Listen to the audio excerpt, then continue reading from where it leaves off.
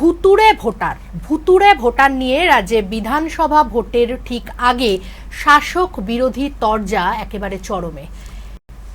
BJP বিরোধী দল যেখানে একের পর এক ইস্যুতে এই ভুতুড়ে ভোটার নিয়ে কথা তুলছেন, অপরদিকে মুখ্যমন্ত্রী মমতা বন্দ্যোপাধ্যায় তথা তৃণমূল সুপ্রিমো মমতা বন্দ্যোপাধ্যায় ভুয়ো ভোটার লিস্ট নিয়ে তিনিও যথেষ্ট আওয়াজ তুলছেন। এরই মাঝে সংবাদ মাধ্যমের সামনে একের পর এক এই ভুয়ো ভোটার সংক্রান্ত তথ্য সামনে আসছে।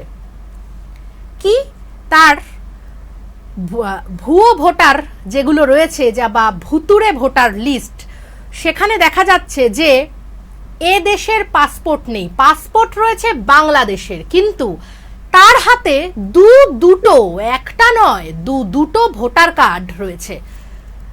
যে গ্রেফতার হয়েছেন ইডির হাতে সম্প্রতি পাকিস্তানি যে একজন, তার দুটো ভোটার কার্ড, একটা নৈহাটির একটা মধ্যমগ্রামের। আনসারুল্লাহ যে বাংলা টিম রয়েছে, তার যে সদস্য গ্রেফতার হয়েছে তার হাতেও কিন্তু দুটো ভোটার কার্ড রয়েছে এবং তিনি আধার কার্ডও বানিয়ে ফেলেছেন। কি মারাত্মক ঘটনা! আজ এই ভুতুড়ে ভোটার নিয়েই আমার কথার কুস্তি। অনেকগুলো প্রশ্ন আমাদের সামনে, আজকে আমরা প্রশ্ন করব যে এই যে ভুয়ো ভোটার, এতে লাভ কার? ভোটার লিস্টেই ভুয়ো ভোটারের নাম ঢুকিয়ে লাভ কার, বা কার দায়? দায় তো অবশ্যই কাউকে নিতে হবে, সে সরকারি হোক, বিরোধী পক্ষই হোক, যেই হোক, দায় তো কাউকে নিতেই হবে। যে এই যে ভুয়ো ভোটার, এই ভুয়ো ভোটার কিভাবে ঢুকছে, আজ কথার কুস্তি শুরু করব এই নিয়েই। সর্ষের মধ্যেই কি তবে ভূত? মুখ্যমন্ত্রী মমতা বন্দ্যোপাধ্যায়ও কিন্তু সম্প্রতি এই কথাই বলেছিলেন যে সর্ষের মধ্যেই কি ভূত। আজকে আমার সঙ্গে রয়েছেন তৃণমূল কংগ্রেসের আইটি সেলের রাজ্য সম্পাদক অর্পণ ব্যানার্জি। তো তোমাকে স্বাগত। আপনাদের সঙ্গে আমি নিবেদিতা শুরু করছি আজকের কথার কুস্তি। অনেকগুলো প্রশ্ন নিয়ে আমি অর্পণের কাছে আজকে যাব। অর্পণ, দুপক্ষকেই রাজ্যে বিধানসভা ভোট যত এগিয়ে আসছে ততই কিন্তু এই ভুয়ো ভোটার ইস্যুতে একেবারে সরগরম হয়ে রয়েছে রাজ্য রাজনীতি। এই যে ভুয়ো ভোটার একের পর এক, তুমি বোধহয় জানবে যে নদিয়া এবং 2 24 পরগনা, সেখান থেকেই সবচেয়ে বেশি অভিযোগ কিন্তু জমা পড়ছে এবং অনেক, মানে বলা যায় হাজার হাজার, প্রায় 6000 নাম উঠে এসছে যাদের কোনো অস্তিত্বই নেই। তাদের মধ্যে 3000 সামথিং, মানে 3000-এরও কিছু বেশি সংখ্যক তারা কিন্তু মারা গিয়েছেন, নেই। 16 জন যারা সেখানে থাকে না, হ্যাঁ, মানে এরকম বিভিন্ন তথ্য সামনে আসছে। কি বলবে? তো দেখুন, প্রথমত বিষয়টা হচ্ছে এই বিষয়টা যে রাজনৈতিক দল একদম প্রমাণ সহ মানুষের সামনে রেখেছে, সেই রাজনৈতিক দল নিশ্চিতভাবে তৃণমূল কংগ্রেস। তার কারণ আমরা বিজেপির পক্ষ থেকে দেখেছি যে একাধিকবার তারা অভিযোগ করেছেন, হুঁশিয়ারি দিয়েছেন, যেমনটা রাজ্যের বিরোধী দলনেতা দিয়ে থাকেন যে রাষ্ট্রপতির কাছে যাব, নির্বাচন কমিশনে যাব, প্রধানমন্ত্রী স্বরাষ্ট্রমন্ত্রীকে বলবো, বাতিল করাবো। কিন্তু আমি বলছি তথ্য প্রমাণ পরিসংখ্যান সহ মানুষের সামনে পেশ করা। এটা নেতাজি ইন্ডোরে আমাদের যে বর্ধিত কর্মী সভা হয়েছিল, সেখান থেকে জননেত্রী রাজ্যের মুখ্যমন্ত্রী মমতা বন্দ্যোপাধ্যায় প্রথম সেটা তথ্য পরিসংখ্যান সহ পেশ করেন এবং সেই তথ্য পরিসংখ্যান আমি আপনাকে বলছি কয়েক হাজার আছে, প্রায় 10,000, 20,000, আরো বেশি থাকতে পারে। আমার মতো তৃণমূল কংগ্রেসের অত্যন্ত ক্ষুদ্র, তুচ্ছ, নগণ্য প্রান্তিক স্তরের কর্মীর কাছেই আমি আপনাকে বলছি কম করে 50টা এরকম ভোটার কার্ডের এপিক নাম্বার আছে, যে এপিক নাম্বারে একাধিক ভোটার কার্ড আছে। এবং এটা যে শুধুমাত্র দুটো দেশ বা দুটো রাজ্যের তা নয়, মানে অনেক ধরনের হতে পারে। আমি আপনাকে বলছি মূলত 2 ধরনের তথ্য প্রমাণ সহ বলতে পারি আমি আপনাকে, আমার ফোনে নথিবদ্ধ আছে। ধরুন একটি এপিক নাম্বারে 2টি ভোটার কার্ড 2টি ভিন্ন মানুষের, একজন পশ্চিমবাংলার কোন একটি প্রান্তের কোন একটি লোকসভার বিধানসভার কোন একটি জেলার, আর একজন হয়তো হরিয়ানার, সম্পূর্ণ ভিন্ন দুজন। আবার এমনও আছে একই ব্যক্তি, সে হয়তো দক্ষিণ কলকাতা রাসবিহারী বিধানসভা কেন্দ্রের ভোটার, আবার সেই ব্যক্তি হরিয়ানার কোনো একটি বিধানসভা কেন্দ্রের একই নামে ভোটার। যখন পশ্চিমবঙ্গে সে লিস্ট তৈরি করছে, যখন পশ্চিমবঙ্গে সে ভোটার লিস্টে তার নাম এন্ট্রি করাচ্ছে, তখন তার বয়স হরিয়ানায় তার যা বয়স তার থেকে 5 বছর কম বা 5 বছর বেশি। হয়তো পশ্চিম বাংলার ক্ষেত্রে তার যে ভোটার লিস্টে তার যে গার্জেন বা স্পাউসের নাম আছে সেখানে হয়তো তার স্ত্রীর নাম, আবার হরিয়ানার ক্ষেত্রে তার বাবার নাম, হয়তো পশ্চিম বাংলার ক্ষেত্রে তার মায়ের নাম, হরিয়ানার ক্ষেত্রে তার স্ত্রীর নাম। এটা মানে লাভটা কার আখেরে, মানে কে আখের গোছাচ্ছে? মানে তুমি যেহেতু আইটি সেলে আছো, তোমরা অনেক বেশি এটা নিয়ে চর্চা করছো। এই যে আপনি যেটা বলছেন যে এই দুটো 24 পরগনা, নদিয়া মূলত বর্ডার এলাকাগুলো তো অনেক বেশি নাম, মুর্শিদাবাদ আসছে। এই দক্ষিণ 24 পরগনা জেলায় আমাদের 31টা বিধানসভা কেন্দ্রের মধ্যে 30টিতে আমাদের বিধায়ক আছেন। ভাঙড়ে আমরা আশানুরূপ ফল করতে পারিনি 2021-এ, কিন্তু 2024-এ 4টি লোকসভার মধ্যে 4টি লোকসভাতেই আমাদের সাংসদ আছেন এবং অত্যন্ত কমফোর্টেবল উইন। তার মধ্যে অভিষেক বন্দ্যোপাধ্যায় তো রেকর্ড তৈরি করেছেন সারা ভারতবর্ষে। এই তথ্য পরিসংখ্যান যখন আসছে, ধরুন যাদবপুরে সায়নী ঘোষ, আপনার মথুরাপুরে বাপি হালদার, এনারা প্রথমবারের জন্য প্রতিদ্বন্দ্বিতা করেছেন। কেউ 3.5 লাখ ভোটে জিতেছেন, কেউ 2.5 লাখ ভোটে জিতেছেন। ওদিকে প্রতিমা মণ্ডল তিনি আপনার জয়নগর বিধানসভা কেন্দ্রে প্রায় 4.5 লক্ষেরও কিছু বেশি ভোটে জিতেছেন। 2019-এর তুলনায় ভোট ব্যবধান বাড়িয়েছেন। অভিষেক বন্দ্যোপাধ্যায় 7,10,000। ফলে এমতো পরিস্থিতিতে যে বারংবার যে অভিযোগ আমাদের বিরুদ্ধে করা হয় যে তৃণমূল কংগ্রেস এখানে ভুয়ো ভোটার ঢুকিয়ে মৃত ব্যক্তিকে জীবিত বলে ভোটার লিস্টে তাদের নাম ঢুকিয়ে ছাপ্পা রিগিং করেছে ইত্যাদি ইত্যাদি, এটা অত্যন্ত সুচারুভাবে বাংলার মানুষের কাছে একটি ভুল তথ্য পরিবেশন করা হচ্ছে। তার কারণ লোকসভা ভোট সম্পন্ন হবার পর জাতীয় নির্বাচন কমিশনের পক্ষ থেকে পশ্চিম বাংলার 6টি জেলার জেলা শাসকদের পুরস্কৃত করা হয়। মানে নির্বাচনের শুরু থেকে শেষ পর্যন্ত, শেষ মানে শুধু নির্বাচন শেষ হয়ে গেল তা নয়, গণনার শেষ পর্যন্ত সম্পূর্ণ বিষয়টা, মানে নতুন ভোটার সংযোজন, যারা বাদ হয়ে গেছে তাদের তালিকা থেকে বিয়োজন সহ পুরো নির্বাচন পরিচালনা গণনা পর্যন্ত এই সম্পূর্ণ বিষয়টাকে সুষ্ঠুভাবে পরিচালিত করার জন্য পশ্চিম বাংলার 6টি জেলার জেলা শাসককে জাতীয় নির্বাচন কমিশনের পক্ষ থেকে পুরস্কৃত করা হয়। সেই 6টি জেলার মধ্যে অন্যতম হচ্ছে দক্ষিণ 24 পরগনা। সেই 6টি জেলার মধ্যে আছে জলপাইগুড়ি, বাঁকুড়া। দক্ষিণ 24 পরগনার একজন অফিসার কিন্তু অ্যারেস্ট হয়েছিলেন। হ্যাঁ, অ্যাবসলিউটলি হতে পারেন। আমি বলছি অ্যাবসলিউটলি হতে পারেন, সেটা অস্বাভাবিক কিছু নয়। কিন্তু আমি যেটা বলতে চাইছি যে জাতীয় নির্বাচন থেকেই কিন্তু এইটা আরো বেশি করে মাথাচাড়া দিয়েছে। অ্যাবসলিউটলি জাতীয় নির্বাচন কমিশনের পক্ষ থেকে 6টি নয় 4টি জেলার জেলা শাসক যথাক্রমে পশ্চিম বর্ধমান, বাঁকুড়া, দক্ষিণ 24 পরগনা এবং জলপাইগুড়ি, এই 4টি জেলার জেলা শাসককে জাতীয় নির্বাচন কমিশনের পক্ষ থেকে পুরস্কৃত করা হয়েছে। এবার তার মধ্যে যদি কোনো অসাধু ব্যক্তি থেকে থাকেন, তিনি গ্রেপ্তার হন, তার দৃষ্টান্তমূলক শাস্তি হোক। আমরা তো চাই, কাউকে রেয়াত করার জায়গা নেই, কারণ এর বিরুদ্ধে আমরা লড়াই করছি। আমরা নির্বাচন কমিশনে গেছি এবং ইতিমধ্যেই নির্বাচন কমিশনের পক্ষ থেকে প্রায় 7,800 ভুয়ো ভোটার কার্ড বাতিল করা হয়েছে। কিন্তু সমস্যা হচ্ছে যে আমরা যে বারবার এই অভিযোগ করছি, প্রথমত আমি যেটা আপনাকে বলতে চাইলাম যে দক্ষিণ 24 পরগনার 4টি লোকসভা, পশ্চিম বর্ধমানের 1.5 লোকসভা কিভাবে না, আসানসোল পশ্চিম বর্ধমানে আর বর্ধমান দুর্গাপুরের অর্ধেকটা, মানে দুর্গাপুরের পার্টটা পশ্চিম বর্ধমানের মধ্যে পড়ছে। বর্ধমান পূর্বর কিছুটা, ভাতার বিধানসভা ইত্যাদি ইত্যাদি, এগুলো পূর্ব বর্ধমানের মধ্যে আছে।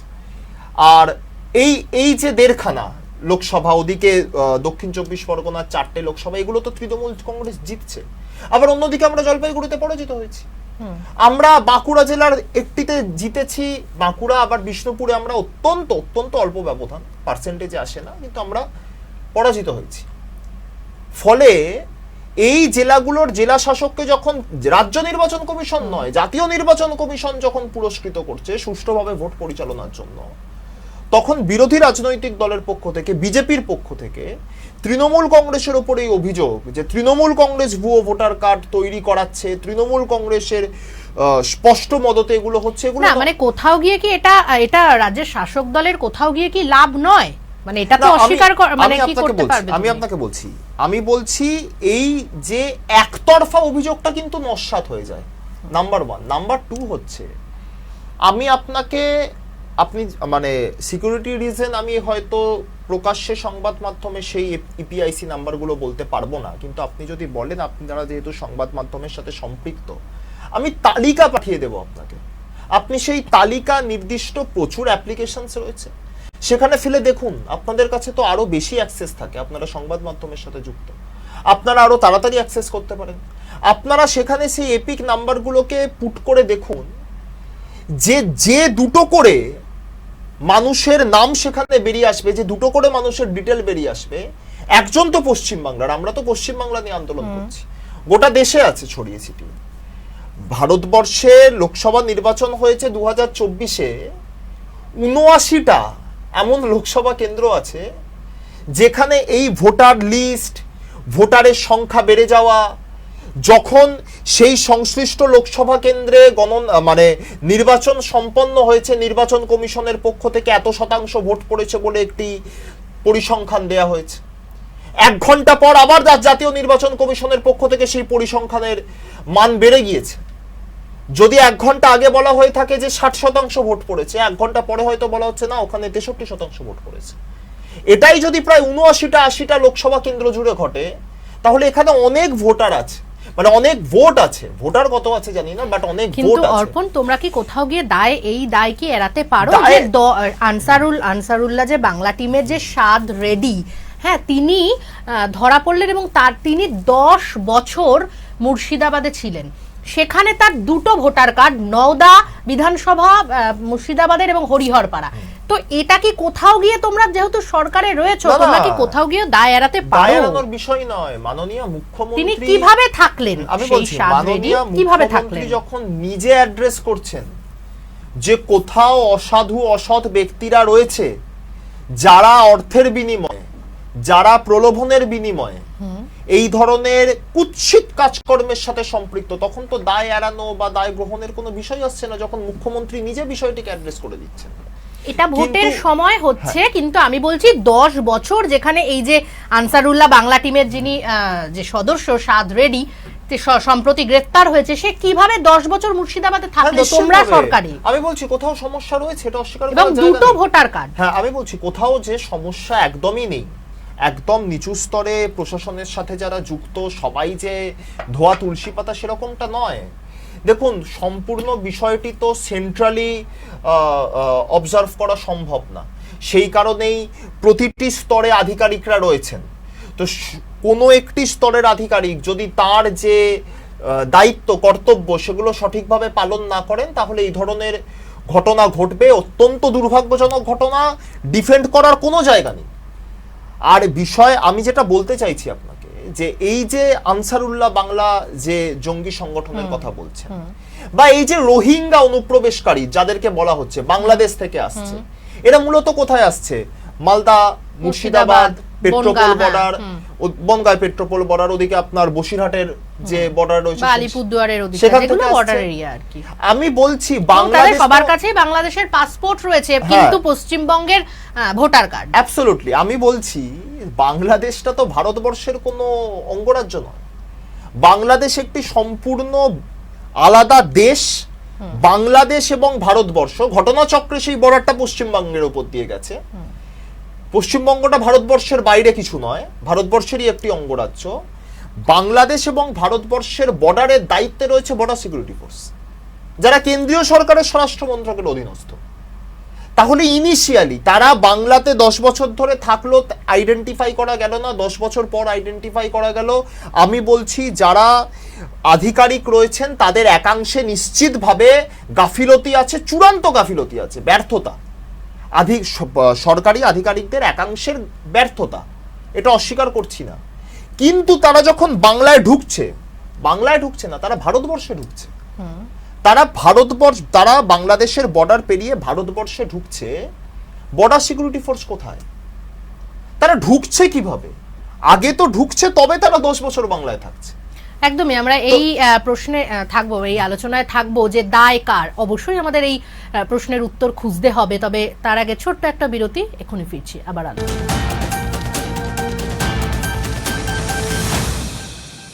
এই অনুষ্ঠানটি নিবেদন করলেন Arin media and entertainment private limited, mydigitech.in, indiabricks.in, advodunia.com। স্বপ্নের কেরিয়ার করতে চান কিন্তু জানেন না কোথায় যাবেন, কোন কোর্সে অ্যাপ্লাই করবেন, কিভাবে অ্যাপ্লাই করবেন, কোন কোর্সের জন্য কোন প্রতিষ্ঠান নাম্বার 1। সব মুশকিল আসান এখানে। কোথায় কি কোর্স, হারির খবর দেব আমি সবার আগে আপনার জন্য।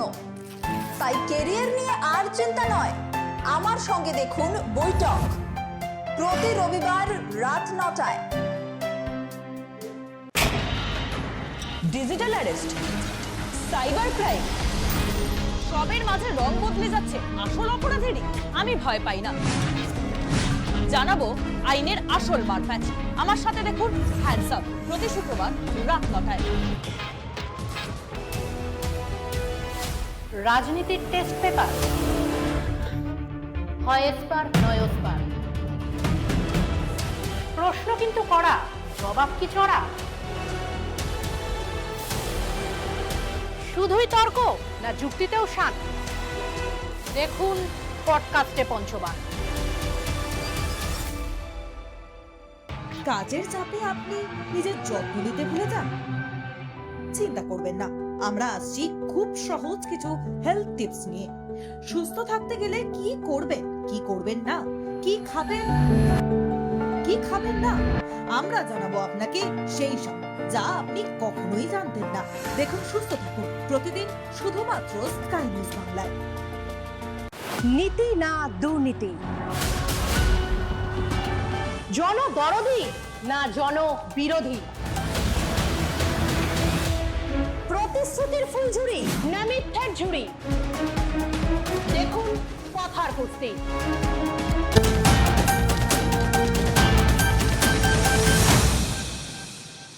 ফিরলাম বিরতির পর। আমরা ছিলাম, আমাদের সঙ্গে রয়েছে, আবারও পরিচয় করিয়ে দেবো যে অর্পণ ব্যানার্জি, রাজ্য তৃণমূল কংগ্রেসের আইটি সেলের রাজ্য সম্পাদক, এবং তার সঙ্গে আমরা আলোচনা করছি যে ভুতুড়ে ভোটার যে ইস্যুটা সম্প্রতি একদম মাথাচাড়া দিয়ে উঠেছে সেই বিষয়।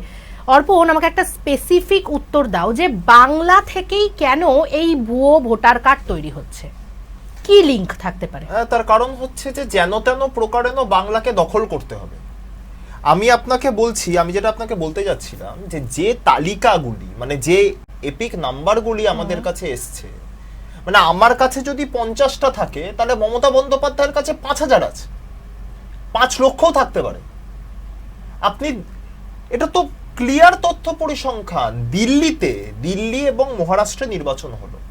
আমি আপনাকে বলছি তথ্য পরিসংখ্যান সহ 2020 সালের দিল্লির বিধানসভা নির্বাচন, সেখান থেকে 2024 সালের লোকসভা নির্বাচন, যে সাধারণ নির্বাচন ভারতবর্ষে হলো, এর মধ্যে দিল্লিতে ভোটার বেড়েছে 8170 এই 5 বছরে।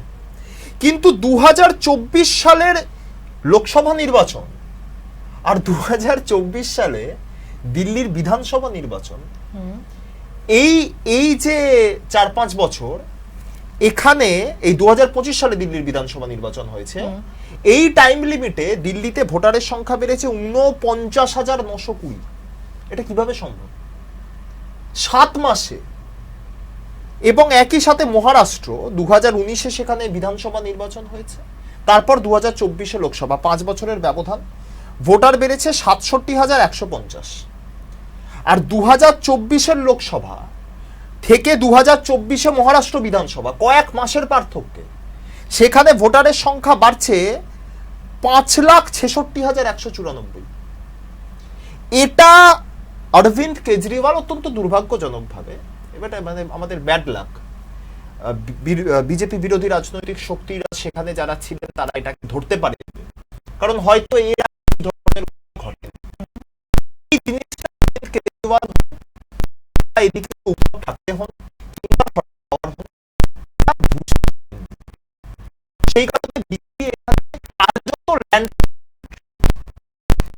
পশ্চিম বাংলার বুকে আমাদের একটা সৌভাগ্য যে দিল্লি আর মহারাষ্ট্র নির্বাচন বিধানসভা প্রায় 2 বছর আগে সম্পন্ন হয়েছিল।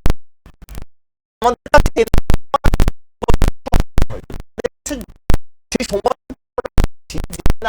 পুরো বিষয়টা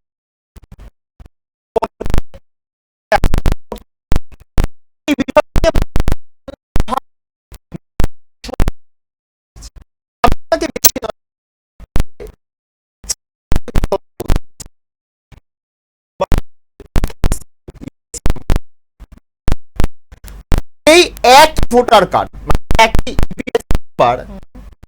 সোনারপুর উত্তর বিধানসভা আবার ধরুন গুজরাটের আহমেদাবাদ জেলার গান্ধীনগর বিধানসভা কেন্দ্রের ঘাটলোদিয়া গান্ধীনগর লোকসভা কেন্দ্রের ঘাটলোদিয়া বিধানসভা একই পিআইসি নাম্বার দক্ষিণ দিনাজপুরের বালুরঘাট লোকসভা কেন্দ্রের কুশমুন্ডির ভোটার অন্য একজন। মানে তার মানে তুমি তোমার কথায় কি এটা স্পষ্ট কি যে বাংলা দখলে মরিয়া বিজেপি এইগুলো করছে? কেন বিজেপি করছে তার কারণ আমি আপনাকে যেমনটা বললাম, আমি আপনাকে 4টে উদাহরণ দিলাম। একটা গুজরাট, 3টে উত্তরপ্রদেশ, এছাড়া পরপর তালিকা আছে অন্তত ক্রমাঙ্ক 43 থেকে ক্রমাঙ্ক 84, প্রায় 40টা ইপিআইসি নাম্বার। সেক্ষেত্রে এই কথাটা কি খুব একটা খাটে অর্পণ যে সব ক্ষেত্রেই তো আমরা দেখতে পাচ্ছি, মানে তোমরা নিজেরাও দাবি করছো এবং সংবাদ মাধ্যমেরও যে খবর প্রকাশিত করছি আমরা সবসময় যে ভোটগুলো আসছে তোমাদেরই জয় জয়কার, তো সেখান থেকে দাঁড়িয়ে কি এই কথাটা খাটে? দেখুন বিষয়টা হচ্ছে যে এখন সব জায়গাতে আমরা দেখছি তৃণমূল কংগ্রেস এগিয়ে যাচ্ছে এবং তুমি এক্ষুনি এখানে বসে যেটা বলছো যে হচ্ছে আমরা এইখানে জয়লাভ করেছি, এই তো সেক্ষেত্রে কি এই কথাটা খাটে? আমি এটা বলছি যে এই যে মহারাষ্ট্র এবং দিল্লির উদাহরণ আমি আপনাকে দিলাম, এই মহারাষ্ট্র এবং মানে এই দুটো জায়গায় যেহেতু বিজেপি শাসিত সেই জন্য কি বিজেপি শাসিত তো ছিল না, আমি বলছি এই দুটো জায়গা তো বিজেপি শাসিত ছিল না, এই দুটো জায়গা বিজেপি শাসিত হয়েছে। কই আমরা তো গুজরাট নিয়ে এই প্রশ্ন তুলিনি, গুজরাটে তো দীর্ঘদিন ধরে বিজেপির শাসন, আমরা তো সেখানে কোনো প্রশ্ন তুলিনি। এই যে হরিয়ানাতে বিজেপি ক্ষমতা এলো লোকসভা নির্বাচনের প্রাককালে, লোকসভা নির্বাচনের পরে, প্রাককালে নয় তারপর, হরিয়ানা নিয়ে তো এই ধরনের কোনো প্রশ্ন এখনো অব্দি ওঠেনি। তাহলে কেন শুধুমাত্র দিল্লি এবং মহারাষ্ট্র নিয়ে উঠছে? কারণ এই যে মরিয়া হয়ে ওঠা, দুঃসাহসিক হয়ে ওঠা এবং রাজ্যকে দখল করতে হবে, আমরা বলছি তৃণমূল কংগ্রেস বাংলা জয়ের লক্ষ্যে নির্বাচনে প্রতিদ্বন্দ্বিতা করে। মমতা বন্দ্যোপাধ্যায় বাংলার মামাটি মানুষের মনের মণিকোঠায় জায়গা করে নিতে চান। 2011 থেকে 2025 সাল চলছে, 2026-এ আমরা বিশ্বাস করি, আমরা কনফার্ম যে 2026-এ বাংলার মামাটি মানুষের আশীর্বাদ অক্ষুণ্ণ থাকবে এবং পশ্চিম বাংলার বুকে প্রত্যাবর্তন কিংবা পরিবর্তন, প্রত্যাবর্তন মানে পুরনো কোনো রাজনৈতিক দলের ক্ষমতায় ফিরে আসা, পরিবর্তন মানে নতুন কোনো রাজনৈতিক দলের ক্ষমতায় আসা, কোনোটিই হবে না। যে রাজনৈতিক দল বাংলার মামাটি মানুষের আশীর্বাদে ক্ষমতায় আছে তারাই বিরাজমান থাকবে, নতুন করে তৃণমূল কংগ্রেসই ফিরবে এটা নয়, তৃণমূল কংগ্রেসই থাকছে বাংলা, এটা আমাদের বিশ্বাস। কিন্তু বাংলার মাটি দখল করতে হবে। দেখুন 2021 সালে একটি অভাবনীয় শব্দ বা বাক্যবন্ধ আমার মনে পড়ে, শুভেন্দু অধিকারী বলতেন যে বাংলার মাটি নরেন্দ্র মোদীজির হাতে তুলে দিতে হবে। আমরা বলছি বাংলার মাটি কোনো বস্তু? আমরা তো বাংলার মাটিকে আমাদের মা বলে মনে করি, আমাদের জন্মভূমি, আমাদের কর্মভূমি, আমাদের বেড়ে ওঠা। বাংলার মাটি তো কোনো বস্তু নয়। তাহলে এই নরেন্দ্র মোদীজির হাতে তুলে দিতে হবে, অমিত শাহজির হাতে তুলে দিতে হবে, এই কথাগুলো কেন? যদি আপনাদের ক্ষমতা থাকে, যদি আপনারা পারেন, আপনারা বাংলার মামাটি মানুষের মন জয় করুন, তাদের মনের মণিকোঠায়, বাংলার মামাটি মানুষের মনের মণিকোঠায় জায়গা করে নিন। কিন্তু সেটা আপনারা না করে বাংলার মাটিকে দখল করার চক্রান্ত করছেন এবং বাংলার মাটিকে বহিরাগত অপশক্তির হাতে তুলে দিতে চাইছেন, এর বিরোধিতা আমরা করছি। এবং আমি যেটা আপনাকে বলার চেষ্টা করলাম যে দিল্লি এবং মহারাষ্ট্রের ক্ষেত্রে যেমনটা দেখা যাচ্ছে যে অত্যন্ত অভাবনীয়ভাবে, আশ্চর্যজনকভাবে লোকসভা নির্বাচন 2024, বিধানসভা নির্বাচন 2024 কিংবা দিল্লিতে 2025, এই যে কয়েক মাসের ব্যবধান, দিল্লিতে হয়তো বিধানসভা নির্বাচনটা 2025 সালে হয়েছে, কিন্তু দিল্লির বিধানসভা নির্বাচনটা 2025 সালে হয়েছে মানে তো লোকসভা নির্বাচনের থেকে ঠিক 1 বছরের ব্যবধানে হয়নি, 2025-এর শুরুর দিকে হয়েছে, বা হয়তো 2025-এর ফেব্রুয়ারি শেষে হয়েছে, আর 2024-এ লোকসভা নির্বাচনের ফল ঘোষণা হচ্ছে 4 জুন। তাহলে এই যে 4 জুন থেকে 2025-এর ফেব্রুয়ারি, এই যে কয়েক মাসের গ্যাপ, এই কয়েক মাসের গ্যাপে 611% ভোটারের সংখ্যা দিল্লিতে বাড়ছে। মহারাষ্ট্রে আরো সেই গ্যাপটা সংকুচিত। সেটাও কি মানে ভুয়ো ভোটার, মানে তোমার আমার প্রশ্ন হচ্ছে এটা কিভাবে সম্ভব? আমি ধরে নিচ্ছি যে অভিযোগ যে এই ভুয়ো ভোটারের সুফল তৃণমূল কংগ্রেস পায়, তো বিজেপির তো মানে রাজনৈতিক দলটাই তুলে দেওয়া উচিত। মানে আমি বলছি বিজেপি শাসিত রাজ্য গুজরাট, বিজেপি শাসিত রাজ্য উত্তরপ্রদেশ, বর্তমানে বিজেপি শাসিত রাজ্য হরিয়ানা, আগেও ছিল, কংগ্রেসের ক্ষমতা আসার সম্ভাবনা ছিল, তারা সেটাকে করতে পারেনি, প্ল্যান সঠিকভাবে এক্সিকিউটেড হয়নি, সেটা ভিন্ন বিষয়। আমি বলছি বিজেপি শাসিত বিভিন্ন রাজ্যের সনাতনী যারা এই ভোটার কার্ডগুলোতে যাদের নাম আছে, তারা কিন্তু ধর্মীয়ভাবে সনাতনী, নাম দেখে বোঝা যাচ্ছে তারা কেউ সংখ্যালঘু নয়। কারণ সংখ্যালঘু নয় কেন এই কথাটা বলছি, কারণ আমাদের বিরুদ্ধে অভিযোগ সংখ্যালঘু তোষণের।